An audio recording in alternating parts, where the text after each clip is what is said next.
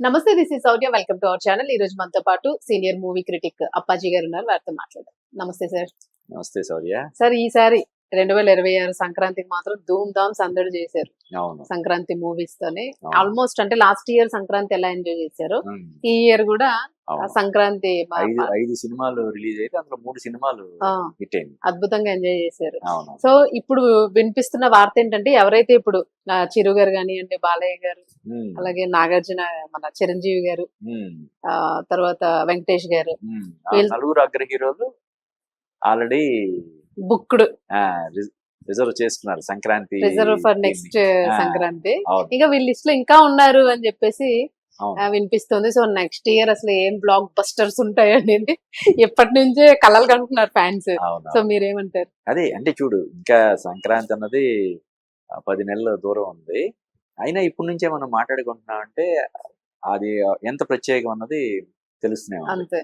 అంటే అంతకు ముందు చిరంజీవి బాలయ్య సంక్రాంతికి వచ్చారు, వాల్తేరి వీరయ్య వీరసింహారెడ్డి. ఇప్పుడు ఆశ్చర్యకరంగా ఆ ఇద్దరు హీరోలు, ఆ ఇద్దరు దర్శకులు సేమ్, డైరెక్టర్స్ కూడా సేమ్. అప్పుడు వీరసింహారెడ్డి తీసినటువంటి గోపీచంద్ మల్లేని మళ్ళీ బాలయ్యతో తీసినాడు. అప్పుడు వాల్తేరి వీరయ్య తీసినటువంటి బాబీ ఇప్పుడు మళ్ళీ చిరంజీవి తీసినారు. ఈ 2 సినిమాలు సంక్రాంతికి వస్తున్నాయి. సో అదొక ప్రత్యేకమైనటువంటి అంశం. ఇంకొకటి ఏంటంటే, నాగార్జున కూడా సంక్రాంతికి వచ్చేస్తున్నాం అని చెప్పి ఆల్రెడీ అఫీషియల్ గా వాళ్ళు అనౌన్స్ చేశారు. వాసివాడి తస్సది అని చెప్పి కళ్యాణ కృష్ణ కాంబినేషన్ లో. అంతకుముందు సోగ్గాడే చిన్న ఆయన, బంగారు రాజు, రారండై వీడికి చూద్దామని అక్కినేని హీరోలతోటి తీసినటువంటి డైరెక్టర్ మళ్ళీ ఇంకోసారి నాగార్జున తోటి సినిమా తీస్తున్నాడు. ఆ సినిమాని సంక్రాంతికి విడుదల చేస్తామని చెప్పి అన్నపూర్ణ స్టూడియోస్ అఫీషియల్ గా అనౌన్స్ చేసింది. అందులో నాగ చైతన్య, అఖిల్ కూడా ఉంటారని చెప్పి ఆల్రెడీ ఒక ఊహాగానాలు కూడా చక్కర్లు కొడుతుంది. అది అంటే ఆ ఫ్రాంచైజీకి ఉన్నటువంటి క్రేజ్ ఏదైతే ఉందో దాని వల్ల ఆ సినిమాకి ఒక ప్రత్యేకత ఉంది. ఆ సినిమా సంక్రాంతికి వస్తుంది. అలాగే సంక్రాంతికి వస్తున్న సినిమా తర్వాత ఒక్కసారిగా వెంకటేష్ ఇమేజ్ ఇదైపోయింది, విపరీతంగా ఆయన రీచ్ పెరిగిపోయింది. సంక్రాంతి సెంటిమెంట్ అయిపోయాడు ఆయన. సంక్రాంతి సెంటిమెంట్ అయ్యాడు. తర్వాత ఆ సంక్రాంతి సినిమా తోటి విపరీతంగా అతనికి ఫాలోయింగ్ పెరిగిపోయింది. అంటే అంతకు ముందు కూడా ఆయనకి ఫ్యామిలీ ఫాలోయింగ్ మంచి ఇదున్నా ఈ సినిమాతో మరింత ఒక 10 రెట్లు పెరిగినట్టు అయ్యింది. ఇప్పుడు ఈ సినిమా విజయంలో కూడా మనశంకర వరప్రసాద్ సినిమా విజయంలో కూడా ఆయన ఒక కీలక పాత్ర పోషించినట్టే. అందులో ఒక ప్రత్యేకమైనటువంటి అతిథి పాత్ర పోషించడం ద్వారా ఆ సినిమా విజయంలో తన వంతు పాత్ర తను కూడా పోషించాడు. ఇప్పుడు ఆయన కూడా మళ్ళీ అనిల్ రావిపూడి కాంబినేషన్.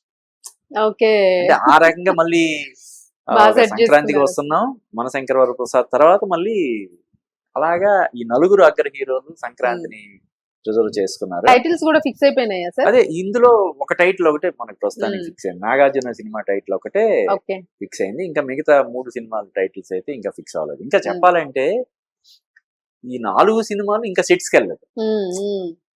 చిరంజీవి బాబీ సినిమా గానీ, బాలయ్య గోపీచంద్ మల్లేని సినిమా గానీ, వెంకటేష్ అనిల్ రావిపూడి సినిమా గానీ, నాగార్జున కళ్యాణ కృష్ణ సినిమా, ఈ 4 సినిమాలు ఇంకా సెట్స్కే వెళ్ళదు. అయినా సరే అప్పుడే కాదు కదా, అంటే డేట్ అంటే జనరల్ గా 4 పెద్ద హీరోలు వస్తున్నారంటే ఇంకా మిగతా వాళ్ళు ఎందుకులే మరి ఎక్కువైపోద్ది అని అనుకుంటారు కదా. అయితే సంక్రాంతికి ఉన్న పెద్ద అడ్వాంటేజ్ ఏంటంటే 4 సినిమాలు కాదు, ఒక 5-6 సినిమాలు హ్యాపీగా రిలీజ్ చేసుకోవచ్చు. మొన్న 5 సినిమాలు వచ్చినాయి. మన ఈ సంక్రాంతికి 2025 సంక్రాంతి 5 సినిమాలు: రాజాసాబు, మనశంకర వరప్రసాద్, భర్త మహాశైలకు విజ్ఞప్తి, అనగనగా ఒక రాజు, నారి నారి నడుము రారి, 5 సినిమాలు వచ్చాయి.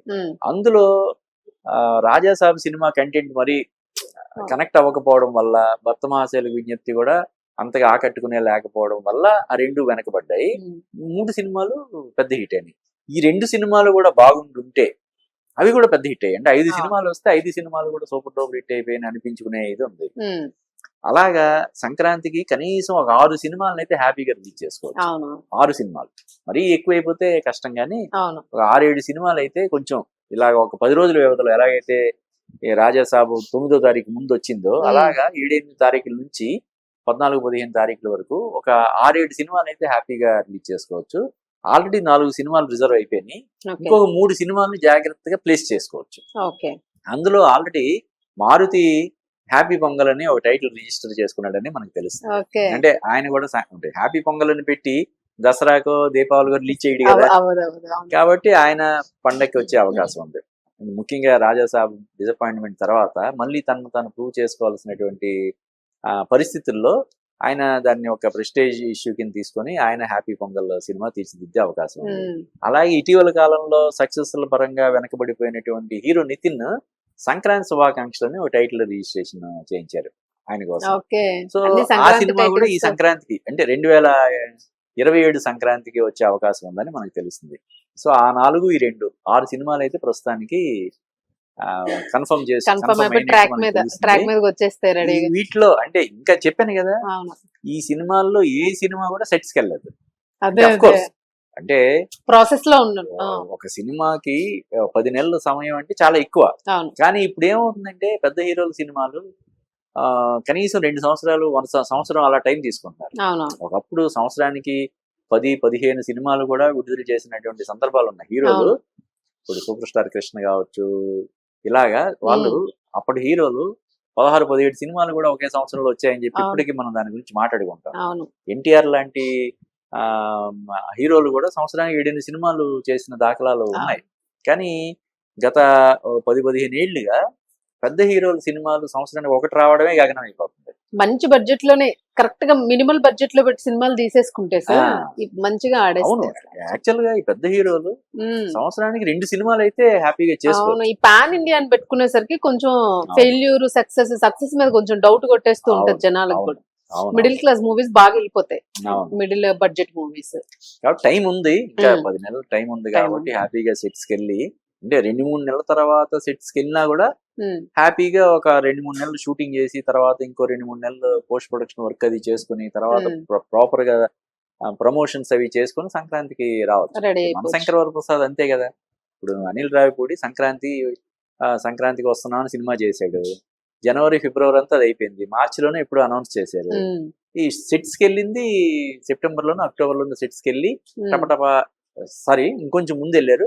85 days లో షూటింగ్ కంప్లీట్ చేసుకుని సంక్రాంతికి వచ్చాడు. అంతే. సో ఇప్పుడు అదే ఫార్ములా వెంకటేష్ సినిమా కూడా ఆయన అప్లై చేయబోతున్నాడు. చేయబోతున్నారు. చూడాలి, అంటే మరింత రసవత్తరంగా ఉంటదని అయితే మాత్రం ఈ చెప్పొచ్చు. లోపు ఇంకొకరు ఎవరైనా యాటిట్యూడ్ పొంగలని సినిమా వస్తే మన బాలకృష్ణ గారికి బాగా సెట్ అయిపోద్ది. చూడాలి. చూడాలి. అదే, అదే. Super sir. అయితే ఇంక ఇప్పటి నుంచే కళ్ళు కాయలు కాచేలాగా ఫ్యాన్స్ అందరూ వెయిట్ చేస్తూ ఉంటారు సంక్రాంతికి. ఇంకా వీళ్ళందరూ మూవీస్ రెడీగా ఉంటాయని పక్కాగా ఫిక్స్ అయిపోతారు వీళ్ళు. అవునవును. సో ఇంకా ఈ మధ్యలో ఏం ఎంటర్ అవుతాయి అనేది మనకు తెలియదు. ఇంకా ఏమైనా చాలా బాలీవుడ్ movies. నుంచి తమిళనాడు నుంచి మన కన్నడ నుంచి కూడా రావచ్చు కదా. రావచ్చు. తమిళ హీరోలు అందరికి కూడా మన తెలుగులో మార్కెట్ ఉంది. అవును అవును. Right from Rajinikanth to Sivakarthikeya, అలా మలయాళంలో అందరు హీరోలకి ఇక్కడ మార్కెట్ ఉంది. అవును కాబట్టి చూద్దాం, ఇంకా వాళ్ళు కూడా ఈ బరిలో దిగుతారేమో చూద్దాం. యాక్చువల్ గా మొన్న అంతే కదా, అంతే. రాజాసాబ్ తో పాటు విజయ్ జననాయకను రిలీజ్ అవ్వాలి. అవును. జననాయకుడు సినిమా రిలీజ్ అవ్వాలి, కానీ అది సెన్సార్ పరమైనటువంటి ఇబ్బందుల వల్ల రిలీజ్ అవ్వలేదు. లేకపోతే 6 సినిమాలు విడుదలయ్యేది. సో చూద్దాం. Right sir. Thank you sir.